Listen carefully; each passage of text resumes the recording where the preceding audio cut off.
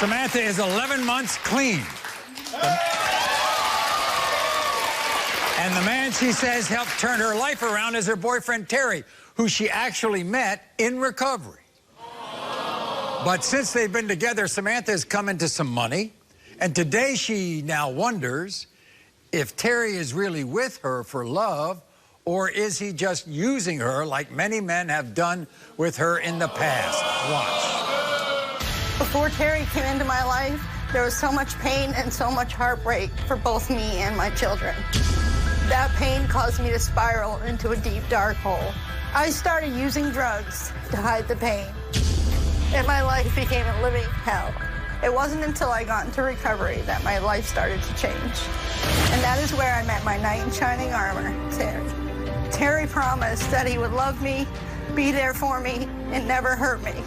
But today, I feel like everything he told me was a lie. I believe that Terry's cheating on me and using me.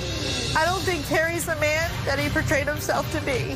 I feel shattered and my heart is broken. I need to know if the man I love is lying to me.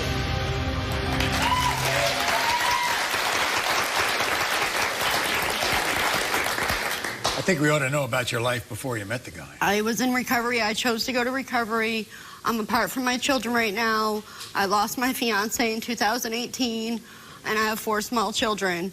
I met Terry in recovery. I was trying to better my life before that. I was in depression. I didn't eat. I just stayed in bed all the time. I'd stay in bed till 4 o'clock in the afternoon, go to work, come home, go back to bed. I just stayed in bed. I felt like I had nothing to live for. And you think that he saved you? Yes, he did. He saved you from that life.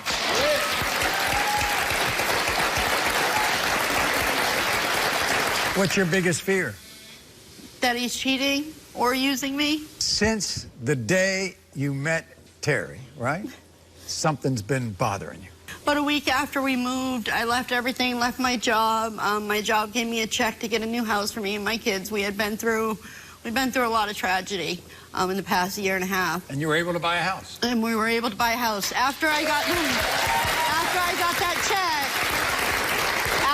that check, Terry was like, hey, I know of a house. My ex, it's actually his ex's fiance. So you think he is using you Might have and your used money. me as a step up. Right. To get out of the situation he was in. I see. And then you gave him some money because he had a cruise planned. Yeah. Well, it was a strange cruise. Who was on the cruise? His ex, her boyfriend, and his ex. But I felt like you moved me somewhere and left me, you know, after 1 week and left me and went on a cruise for a week. I see. And you think something might have happened on the cruise? Yeah, 8 o'clock at night, tell me he's going to bed. I wouldn't hear from him till 11, 12 o'clock the next day. Who goes to bed on a cruise at 8 o'clock at night and gets up at 12 o'clock? You know? And then what did you notice on his Facebook after he came back from the cruise? So when he come back from the cruise, I was going through, see who I had talked to, because he said he had no service out there. So when I get back, it says, you are now connected to this woman, this lady. You're now connected to this one. You're now connected to this one. Are these people he met on the cruise? He denies it. He said he sent these ladies friends requests way back when he was in recovery. So. And what about the app you found on his phone? So I found a dating app. When Terry was in recovery, when we were in recovery, at first he told me to take a step back and stop calling him so much. He had to focus on his recovery. But recently I noticed there was a dating app on his phone, and he had been talking to women on dating apps. But I was taking the energy out of his recovery, but they weren't, you know? Multiple, like 20 ladies he was talking to, so. And then you heard like a comment that a coworker made to him, right? Yeah, we had a coworker. She was 21 years old, young girl, blonde. She would make some sexual comments to him. He goes, I'm thirsty, you got a water? And I'm like, yeah, right over there. And she's like, I got some spit in my mouth if you want it. And he said, no, thank you. He says, no, thank you, but then, like, smiles. So every time I'd be looking around the corner, we work at the same place, I'd look around, he's smiling at her, flirting, he's flirtatious. What'd you find in his car?